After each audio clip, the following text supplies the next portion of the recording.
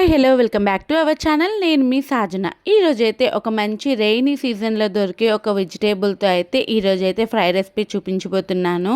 అదే అండి బోడ కాకరకాయలు అంటారు, కొన్ని ప్లేస్లో ఆ కాకరకాయలు అని కూడా అంటారు కదా. దాంతో అయితే ఒక మంచి ఫ్రై రెసిపీ అయితే చూపించబోతున్నాను. దానికోసం ముందుగా ఇక్కడ బోడ కాకరకాయలను అయితే అంటే మీకు ఎంత క్వాంటిటీ కావాలంటే అంత క్వాంటిటీ తీసుకొచ్చి, ఇది అయితే అప్రాక్సిమేట్లీ అయితే ఒక 300 గ్రామ్స్ అయితే ఉందన్నమాట. అందులో కొద్దిగా సాల్ట్, కొద్దిగా హాట్ వాటర్ వేసుకొని అయితే ఒక 10 నిమిషాల పాటు పక్కన పెట్టేసుకోవాలి.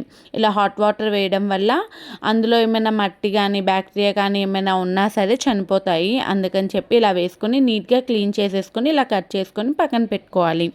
ఆ తర్వాత స్టవ్ మీద కడాయి పెట్టేసుకొని అందులో ఒక 2 టేబుల్ స్పూన్ల దాకా ధనియాలు, 1 టేబుల్ స్పూన్ దాకా జీలకర్ర, అలానే ఒక 2 ఇలాచీలు, ఒక చిన్న ముక్క దాల్చిన చెక్క, ఒక 10 దాకా మిరియాలు వేసేసుకొని బాగా వేయించుకోవాలి.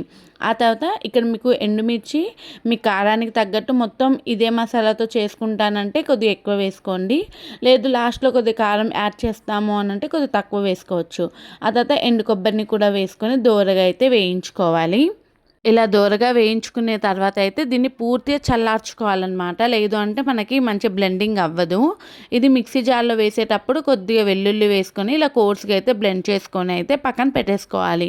ఆ తర్వాత అదే కడాయిలో కొద్దిగా ఆయిల్ అయితే యాడ్ చేసుకోవాలి. ఇక్కడ 2 టేబుల్ స్పూన్ల దాకా అయితే ఆయిల్ యాడ్ చేస్తున్నాను.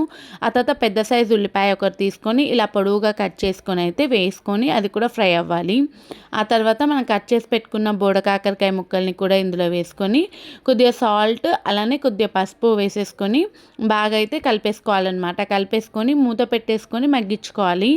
ఇందులో మనం వాటర్ ఏం యాడ్ చేయనక్కర్లేదండి. ఇందులో ఉండే వాటర్ క్వాంటిటీ దీనికి బాగా సరిపోతుంది. ఇలా మొత్తం అయితే ఉడికించుకోవాలి. ఎక్కువ టైం ఏం కూడా పట్టదండి. జస్ట్ ఒక 10 మినిట్స్లో ఉడికిపోతుంది. ఇవి ఇలా ఉడికిన తర్వాత ఇందాక మనం ఫ్రై చేసి రోస్ట్ చేసుకున్నాం కదా పౌడర్, మసాలా పౌడరు, అదైతే ఇందులో వేసేసుకొని, నేనైతే ఎండుమిర్చి తక్కువే వేసాను కాబట్టి కొద్దిగా కారం కోసం అని చెప్పేసి రెడ్ చిల్లీ పౌడర్ అయితే వేసాను.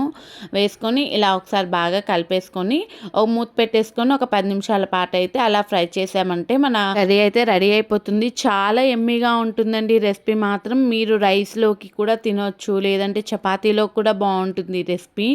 ఇది ఓన్లీ రైనీ సీజన్లో మాత్రమే దొరుకుతుంది కాబట్టి దీన్ని అయితే నెగ్లెక్ట్ చేయకండి. దీనివల్ల చాలా బెనిఫిట్స్ కూడా ఉన్నాయి. దట్టు సీజనల్గా దొరికే ఫ్రూట్స్ కానీ వెజిటేబుల్స్లో కూడా చాలా బెనిఫిట్స్ ఉంటాయి కాబట్టి ఈ రెసిపీని మాత్రం అస్సలు మర్చిపోకండి.